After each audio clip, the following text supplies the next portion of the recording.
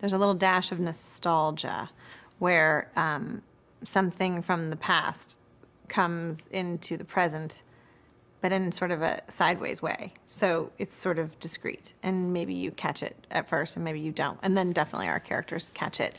And then it becomes sort of this, like a nod to where we've been and where we are and where we're going to. And so I think that's, I think it'll be very exciting for people who have been with the show from the very beginning. 9 years ago, when I was cast on the show, I didn't know what my character was going to do or be, or how their history was, or who they were. And it got revealed about after 3 episodes that I was here that Arizona was gay. And I was like, all right, here we go. What's this going to be like? And all of a sudden, I would go into interviews and people were like, do you know that this is the first series regular gay character on network television? That's kind of amazing, but okay, all right. You keep going and you keep going. And then I think every year that passed, I would start to get letters from people who that meant something to.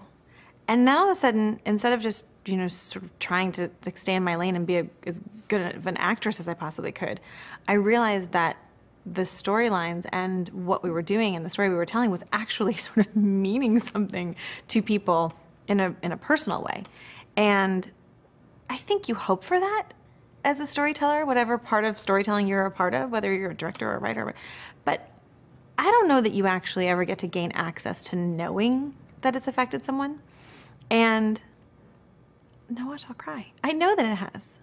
And I could not be more proud of that. I couldn't have expected that. I didn't expect it. I couldn't have hoped for it. But I feel very, again, privileged to be part of a storyline that has meant something to people in a way that has been reported as positive, and part of something that ushers in a kinder and more accepting part of what we've always known as life. That there's all sorts of people.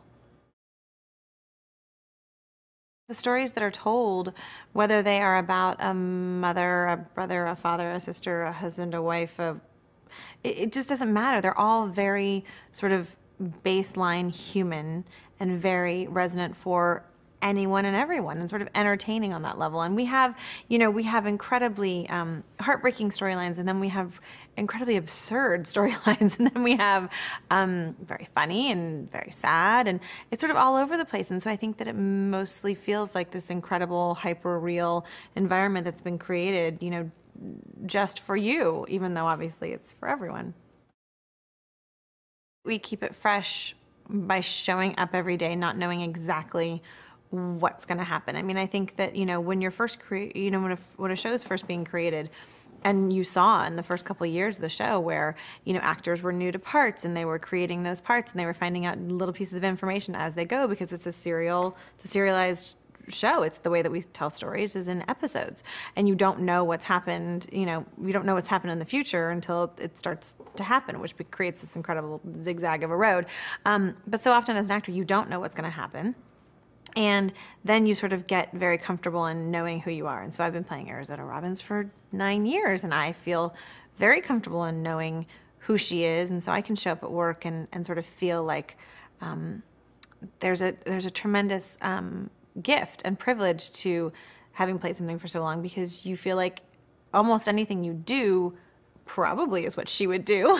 And you can get a little more free, and you can get a little more impulsive, and yet, obviously you're tethered to a script, because we all show up and your lines and everything else. But there's a freedom, I think, in the past couple of years to that, and I think that that's what keeps it fresh. You know what your lines are, but you don't know what else is going to happen, and you don't know what's going to happen to your character in 2 episodes, 3 episodes, 5 episodes, 10 episodes, 300 episodes, and so that's exciting, and it keeps you on your toes.